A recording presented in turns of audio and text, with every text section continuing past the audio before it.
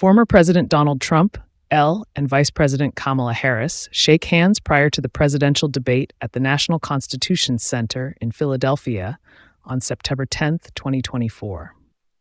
Philadelphia. Americans had a chance to hear from both sides in a debate that saw Vice President Kamala Harris square off against former President Donald Trump for the first time. The September 10th ABC News broadcast from Philadelphia was contentious at times, with both candidates speaking over each other and lobbing personal attacks. No new policy specifics were provided by either candidate, and Trump and Harris presented contrasting visions on the economy, abortion, and foreign policy.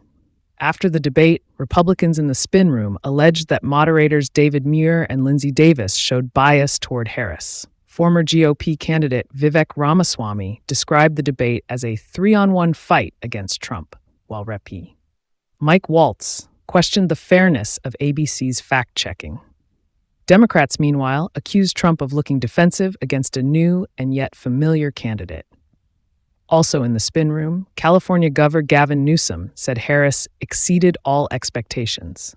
Here are some of the main themes that emerged from the first presidential debate with Harris as the Democratic candidate. Harris distances herself from Biden as Trump links them.